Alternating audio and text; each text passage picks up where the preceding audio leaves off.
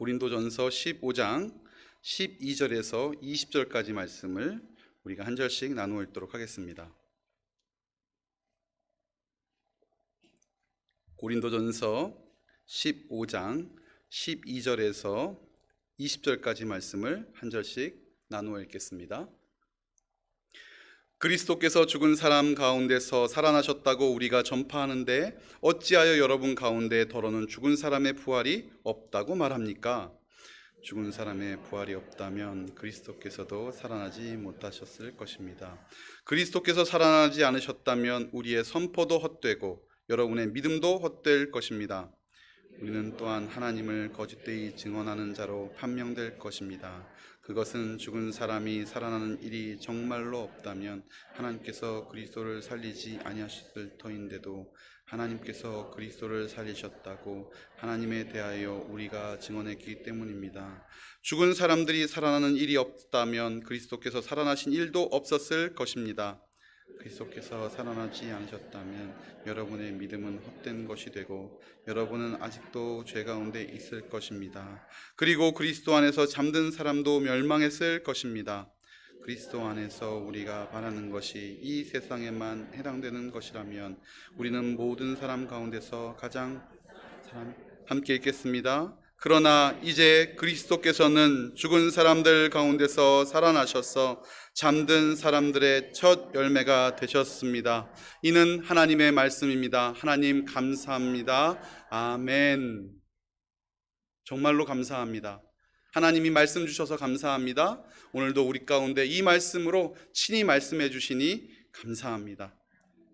부활의 아침, 날마다 그리고 해년마다 드려지는 부활절이지만 우리는 주 앞에 한 주 더, 1년 더 가까워짐을 오늘 소망하게 됩니다. 저는 여러분들과 함께 고린도전서 사도 바울의 그 2000년 전에 성도들을 향한 말씀 속에서 첫 열매, 주께서 첫 열매가 되셨고 그러므로 우리는 어떻게 살아야 하는지에 대해서 말씀하신 것을 함께 나누고 싶어서 이 본문을 함께 준비했습니다. 우리가 읽기는 12절부터 읽었지만 저는 여러분들과 함께 15장 1절부터 한 절씩 나누어 보기를 원합니다. 첫 번째 여러분들과 함께 말씀 나누고 싶은 것은 복음 안에 있는 구원의 현재성입니다. 구원의 현재성. 어디 안에 있다고요? 복음 안에는 구원의 현재성이 있다. 1절 말씀입니다. 형제자매 여러분, 내가 여러분에게 전한 복음을 일깨워 드립니다. 여러분, 우리가 받은 복음이 예전에 받은 그때 전도된 그 복음이 그때만 복음이었습니까? 오늘 우리에게 여전히 복음입니까? 여전히 복음입니다. 맞습니다. 그러므로 오늘 사도 바울은 복음을 일깨워 주고 있습니다. 여러분, 하나님의 복음은 우리 삶 속에서 날마다 일깨워져야 합니다. 이것이 옳습니다. 사도 바울은 말합니다. 여러분은 그 복음을 1절 하반절이죠. 여러분은 그 복음을 전에 받아들였고, 요건 과거형으로 되어 있네요. 또한 그 안에 서 있습니다. 요건 현재형입니다. 여러분, 사도 바울은요, 여전히 저들이 예전에 복음을 받아들였지만 그 복음 안에 당신들이 서 있다. 복음은 현재적이다. 우리에게 말합니다. 오늘 우리에게 복음이 현재적입니까? 맞습니다. 왜 현재적일까요? 사도 바울이 그것을 증명합니다. 2절입니다. 내가 여러분에게 복음으로 전해드린 말씀을 헛되이 믿지 않고 그것을 굳게 잡고 있으면 그 복음을 통하여 여러분도 구원을 얻을 것입니다. 그런데 왜 제가 현재형을 증명했다고 하죠? 여기 미래형으로 써 있는데요. 여러분도 구원을 얻을 것입니다. 이 오묘한 뉘앙스가 있습니다. 여러분은 지금부터 미래까지 계속해서 구원을 받고 있는 중입니다. 이런 표현이에요. 이해가 되십니까? 복음을 과거에 들었죠? 과거에 들은 복음이 우리를 오늘 구원케 하셨죠. 그러므로 그 복음은 과거에 들었지만 오늘 우리를 구원케 하고 있고 이 복음은 우리 가운데에서 끊임없이 구원을 이루어 가고 있다. 오늘 사도 바울은 이렇게 이야기합니다. 이렇게 이해할 수 있는 이유가 뭐냐면 이 구원이란 단어에 있습니다. 이 히브리 사람들, 이스라엘 사람들에게 있어서 구원은요, 뭐 이렇게 구원 투수가 나와가지고 죽어가는 팀을 살리는 것, 막 골든골을 넣어서 지든 팀을 이기게 하는 것, 이런 단회적 사건이 아니라 계속되는 치유와 회복의 은혜를 이야기하기 때문입니다. 그래서 예수님을 믿으면 무엇을 받습니까? 구원을 받습니다. 구원을 얻습니다. 그러면 끝인가요? 아니요. 예수님을 믿고 구원받은 사람은 날마다 구원 속에 살아간다. 오늘 사도 바울은 이 이야기를 하고 있는 것입니다. 회복과 치유의 은혜가 구원 속에 있습니다. 그러므로 이 구원은 단 한 번 필요한 것이 아니라 복음 안에 있는 이 구원, 이 복음과 이 구원이란 이 귀중한 단어는 날마다 우리 가운데 현재성을 가지고 있고 그 현재로서의 작용을 하고 있다는 것이죠. 놀랍지 않습니까?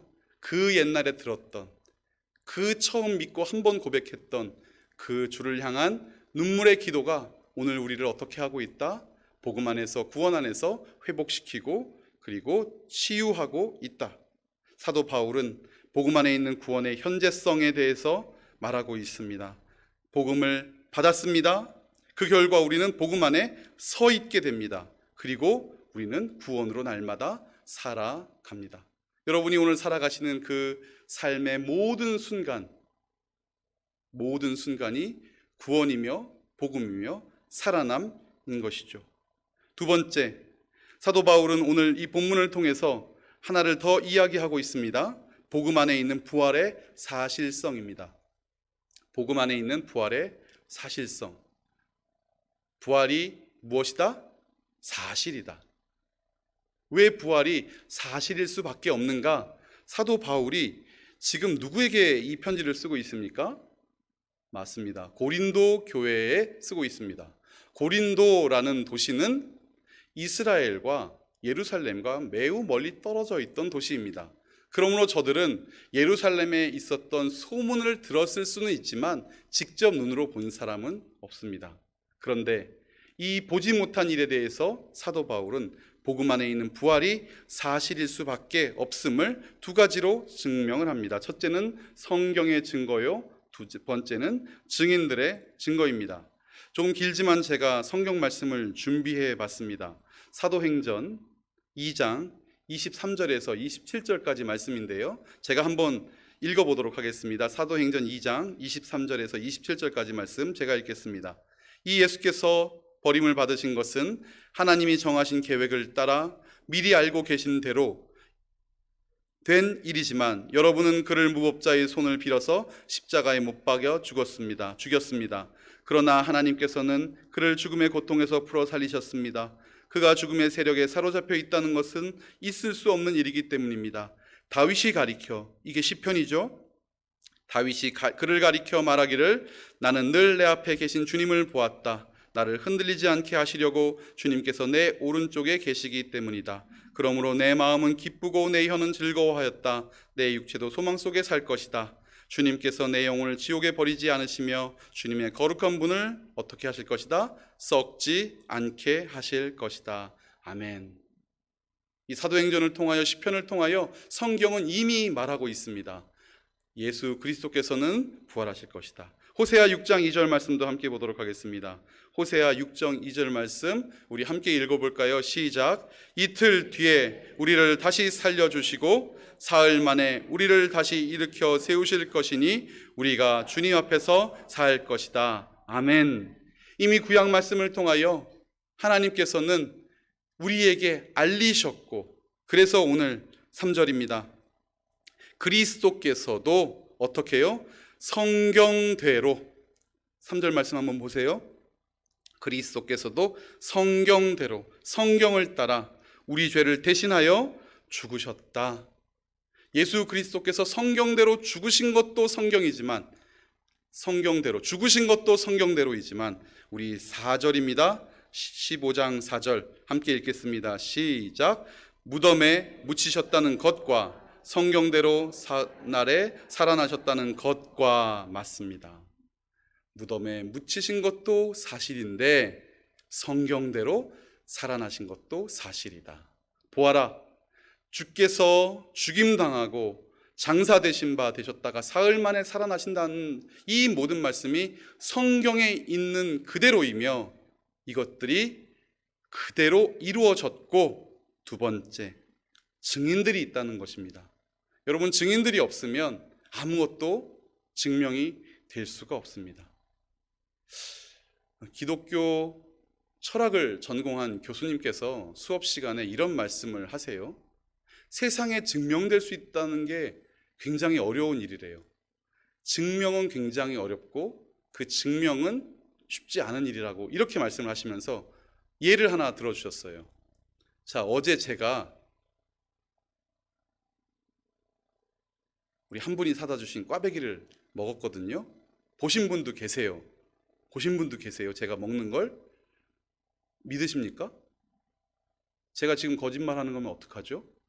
그 증인이 저랑 짜고 거짓말하면 어떡하죠? 그게 꽈배기가 아니라 곰보빵이면 어떻게 해요? 사진이 남았잖아요. 사진도 조작이 가능하고요. 음성도 조작이 가능한 시대입니다. 교수님 그러시더라고요. 이게 증명된다는 건 굉장히 쉽지 않다. 그런데 이것은 사실 현대의 일이고 과거에는요, 두세 사람의 증인이면 모두 믿을 수밖에 없는 상황이었어요. 그러므로 성경도 두세 사람의 증인이면 족하다라고 말하고 있잖아요. 다 알고 계시죠?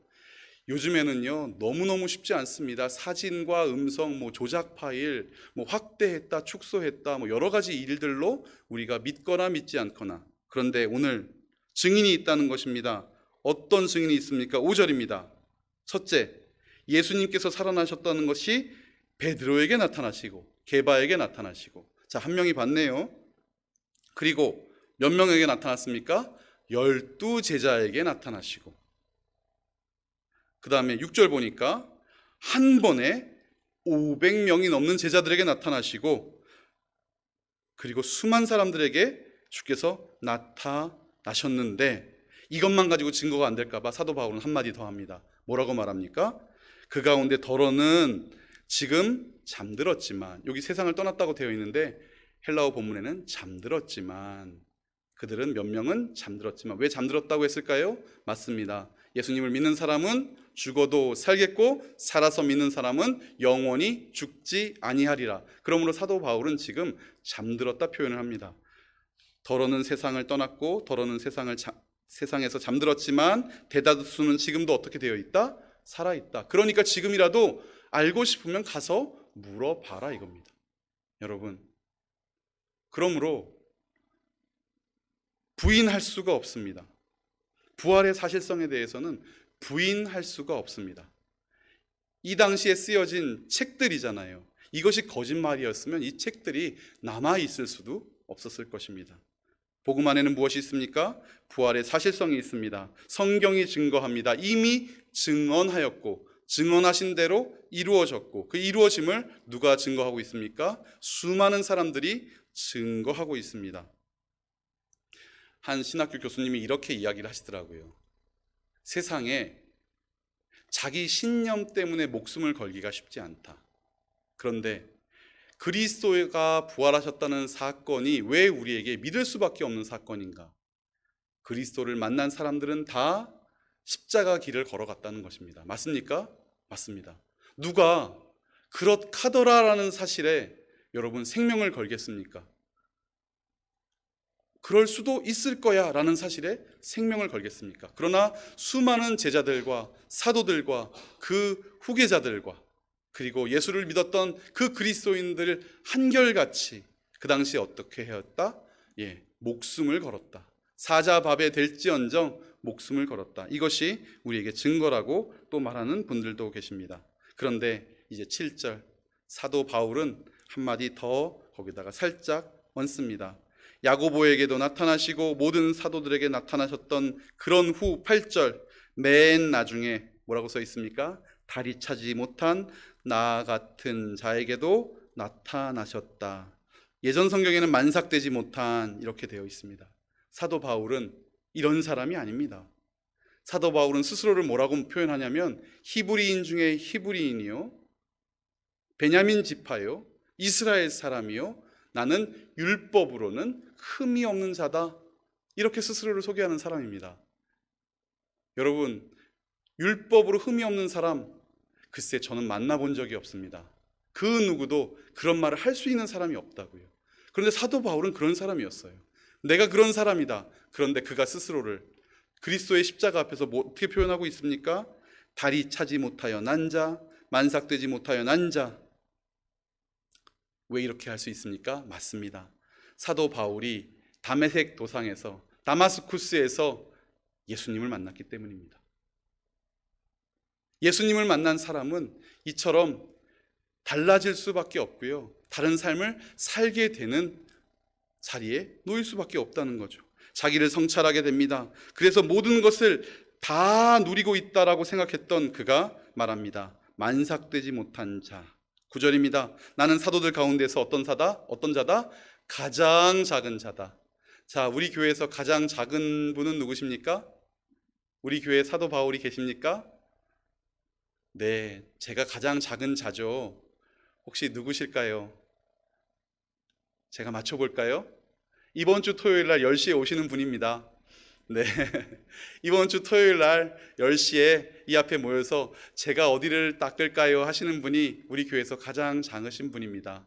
맞아요. 왜냐하면 할 일 많습니다.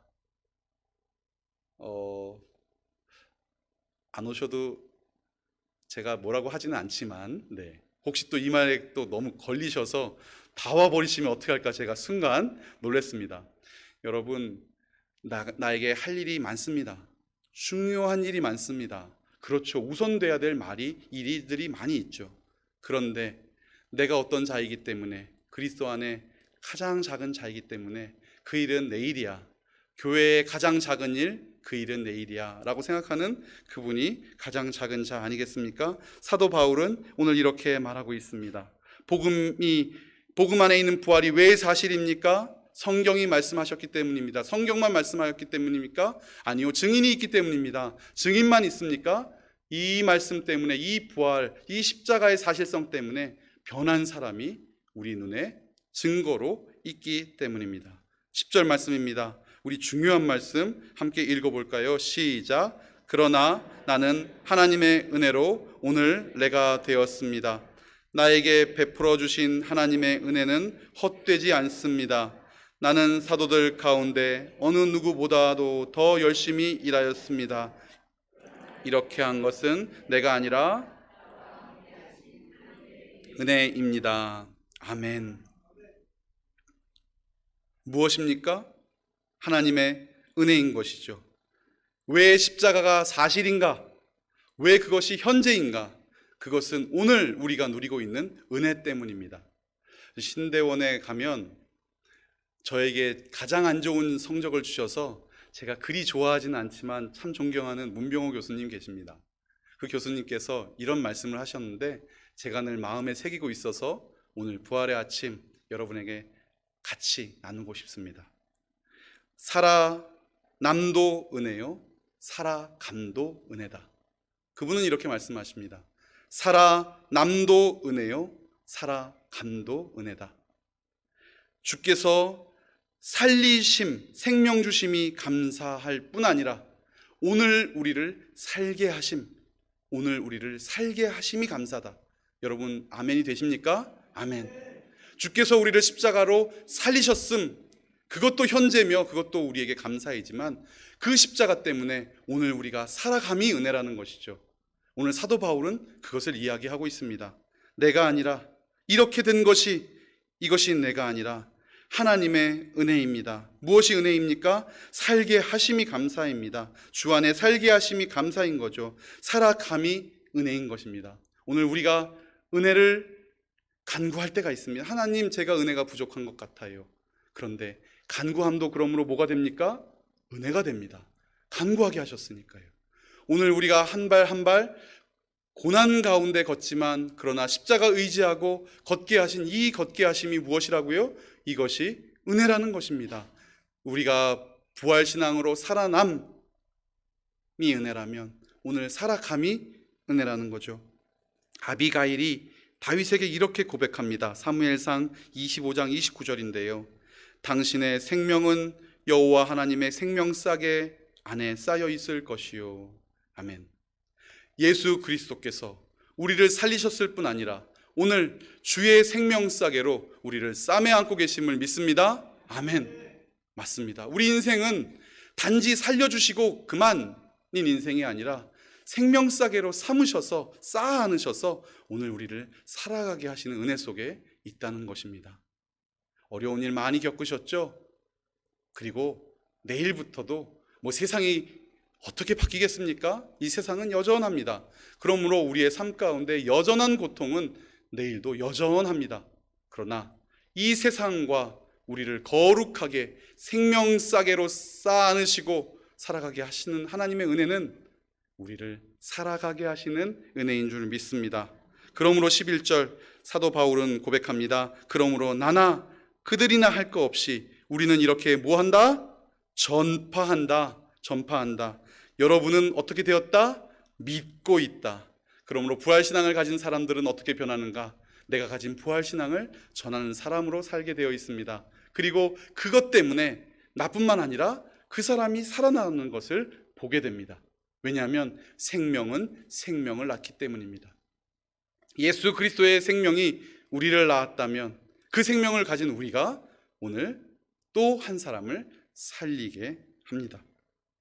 자, 이제 12절부터 마지막 세 번째 이야기를 하고 싶습니다.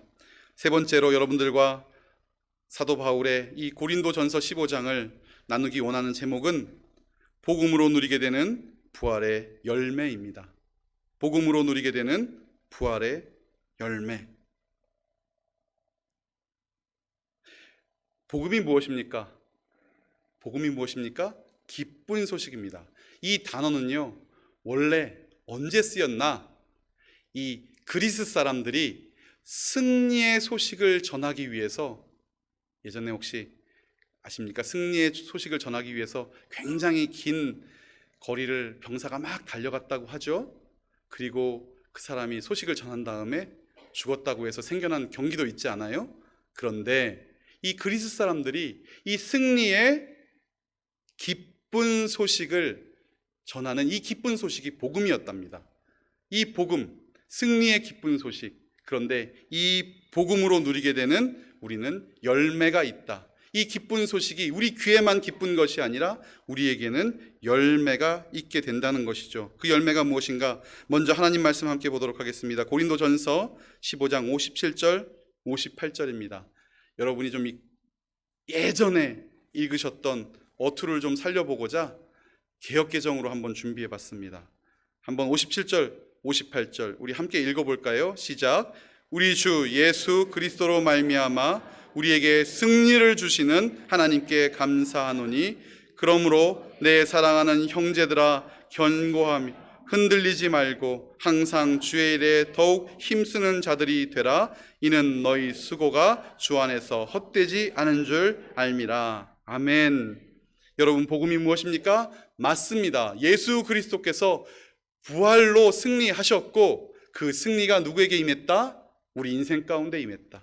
우리 인생 가운데 임했다. 그러므로 오늘 사도 바울이 이야기합니다. 내 사랑하는 형제들아 견고하며 흔들리지 말고 항상 뭐 하는 사람이 되라? 주의 일에 힘쓰는 자들이 되어라. 왜냐하면 너희가 오늘 현재를 사는 것뿐만 아니라 이 현재를 주 앞에서 살아갈 때 너희 수고가 주 안에서 결코 헛되지 않기 때문이다. 무엇을 맺기 때문이다? 열매를 맺기 때문이다. 여러분, 그래서요, 이 지난날을 이렇게 돌아보면 아이고 그때 내가 이 부분은 이렇게 했으면 더 좋지 않았을까? 저 부분은 저렇게 하지 않았으면 좋았을까? 가끔 후회가 되는 것도 있으실 것입니다. 그리고 때로는 아쉬운 것도 있죠. 그런데요, 오늘 성경이 뭐라고 말합니까? 견고하며 흔들리며 우리의 삶을 그리함에도 불구하고 오늘 주 안에서 살아가라. 낭비하고 허비하고 손해보더라도 십자가로 살아가라. 나중에 또 후회할지라도 그래도 먼저 다가가서 사과하고 먼저 용서를 구하고 서로 끌어안고 하나 되는 삶을 살아라. 왜냐하면 그렇게 한 너희의 모든 수고가 주 안에서 열매 맺게 될 것이기 때문이다. 오늘 사도 바울은 이렇게 우리를 위로하고 있습니다. 그러므로 부활 신앙은 살아감입니다. 부활 신앙은 살아냄입니다. 왜냐하면 주께서 우리에게 이렇게 은혜를 주셨기 때문입니다. 그리고 이제 오늘 설교의 제목이 뭔지 기억하십니까? 주보를 보셨다면 기억하실 텐데요. 첫 열매입니다. 첫 열매. 왜 예수 그리스도께서 첫 열매인가? 20절 말씀 함께 읽겠습니다. 시작. 그러나 이제 그리스도께서는 죽은 사람들 가운데서 살아나셔서 잠든 사람들의 첫 열매가 되셨습니다. 아멘. 잠든 사람의 첫 열매가 되셨습니다. 레위기 23장 10절에서 12절 말씀을 보면요, 이렇게 쓰여 있습니다. 레위기 23장 10절에서 12절까지 말씀인데요, 너는 이스라엘 자손에게 말하여라. 그리고 마지막에 너희가 거둔 첫 곡식단을 제사장에게 가져가야 한다. 그러면 11절, 주 앞에서 흔들어 바칠 것이고 주가 너희를 반길 것이다. 근데 그것을 언제 바쳐요? 안식일 다음 날. 안식일 다음 날. 예, 저를 봐주세요. 여러분, 주께서 언제 살아나셨습니까? 안식 후 첫날. 맞습니다. 왜 주께서 첫 열매이신가? 이스라엘 백성들이 첫 열매 드리는 그날에 다른 열매가 아니라 주께서 몸소 우리를 대신하여 죽으심으로 하나님께 드려지는 첫 열매가 되셨다. 예수께서 말씀을 이루신 것이죠. 안식 후 첫날 새벽 미명 주께서 잠자는 자들 가운데서 일어나셔서 사망 권세를 깨고 살아나심, 이것은 그냥 어떻게 된 일이 아닙니다. 하나님께서 창세전에 작정하시고 예비하신 주의 놀라운 은혜의 사건인 것이죠. 12절에 보니까 어린 순양 한 마리를 주 앞에 무엇으로 바쳐야 한다? 번제로 바쳐야 한다. 여러분, 어린 양이 누가 되셨죠? 맞습니다. 예수 그리스도께서 바쳐야 할 어린 양이 되셨던 것입니다. 여러분 기억하십니까? 한번 순서대로 제가 읽어볼 테니까 여러분의 기억이 맞는지 한번 테스트해 보십시오. 성경에는 죽었다 살아난 사람이 있습니까? 없습니까? 있습니다. 누군가? 그 첫 번째, 사르밧 과부의 아들, 기억나십니까? 두 번째, 수넴 여인의 아들. 제가 아들만 살려, 그런 생각 드십니까? 세 번째입니다. 야이로의 딸 나왔습니다. 야이로의 딸. 나인성 과부의 아들. 또 남자잖아요. 나사로, 또 남자네. 그러나 그 다음 다비다. 맞죠? 그리고 사도 바울이 살린 유두고까지. 여러분, 성경에는 죽었다 살아난 사람이 아들, 딸 할 것 없이 많이 있습니다. 그런데 왜 예수님께서 첫 열매가 되신 것입니까? 맞습니다. 저들은 살았지만 또 그 수명을 다하면 잠들어 버릴 수밖에 없는 연약한 인생이었습니다. 그러나 예수 그리스도께서는 온전히 부활의 첫 열매로 살아나셔서 다시는 죽음을 맛보지 않는 우리 가운데 소망이 되어주신 구세의 주가 되신 것입니다. 그러므로 복음으로 누리게 되는 부활의 열매는 이 사실을 믿는 자마다 주께서 살아나셨으니 우리도 살아날 것이다. 이전의 약속대로 모든 것이 이루어졌으니 이제 마지막 날에 우리도 부활할 것이다 라고 믿는 그들에게, 마음의 열매가 될 뿐 아니라 이 신앙을 가지고 살아가는 사람들에게 부활 신앙으로 살아가게 되는 은혜가 있게 되는 것이죠. 부활 신앙이 무엇입니까? 맞습니다. 예수님께서 살아가셨던 그 삶을 살아내는 것입니다. 부활 신앙이 무엇입니까? 주께서 당하신 그 고난을 우리도 몸소 함께 당하는 것입니다. 그럴 때 첫 열매 되신 예수 그리스도께서 부활하신 것처럼 우리도 그날에 함께 부활할 줄 믿습니다. 아멘. 성경은 지금까지 모든 사실들이 사실이었음을 낱낱이 우리에게 증언하고 있습니다. 그러므로 이제 남은 것이 두 개가 있죠. 성경에서 이제 되어질 일이 두 개가 남아 있습니다. 그것이 무엇입니까? 맞습니다. 심판입니다. 주께서 그날의 심판주로 우리 가운데 오시고 구속주로 우리를 영원한 천국으로 인도하실 이 두 가지 사건. 그러면 이 두 가지 사건이 이루어질까요? 안 이루어질까요? 이루어집니다. 바보 같은 삼손은 멍청하게도 끊임없이 반복되는 일 속에서도 지혜롭지 못했습니다. 그런데 여러분, 우리 그리스도인들은 지혜롭습니다. 왜냐고요? 성령께서 우리 마음 가운데 그 확신을 주셨기 때문입니다. 예수 그리스도께서 첫 열매가 되셨다면 우리는 몇 번째? 맞습니다. 두 번째 열매가 되는 것이고 세 번째 열매가 되는 것이고 예수님을 따라 우리도 열매가 되는 것입니다. 주께서 오늘 성령으로 우리 가운데 마음 주시고 능력 주시고 힘 주셔서 열매를 맺어가고 계시다면 여러분, 우리도 입을 벌려 사람들에게 이 부활신앙을 전파할 때 우리가 전한 부활신앙으로 저들도 열매 맺고 구원의 반열에 기쁨으로 찬양하며 서게 될 줄 믿습니다. 그러므로 첫 열매 되신 주를 찬양하시는 저와 여러분, 두 번째, 세 번째 열매가 우리임을 기억하시면서 견고하며 흔들림 없이 주 안에서의 수고가 반드시 열매 맺음을 기억하며 살아가는 저와 여러분 되시기를 주의 이름으로 축원합니다. 기도하겠습니다. 사랑의 하나님 아버지, 감사합니다. 주께서 우리에게 참 은혜를 허락하여 주시고 부활의 첫 열매가 되어 주셔서 우리도 주를 따라 열매 맺는 인생 되게 하심을 우리에게 증명하여 주시니 감사합니다. 하나님, 부활신앙을 가지고 살아남도 은혜요 살아감도 은혜임을 깨닫고 온전히 주님 앞에서 날마다의 삶을 날마다 오늘처럼 날마다 기쁘게 살아가는 우리 모두 되게 하여 주시옵소서. 예수님 이름으로 기도합니다. 아멘.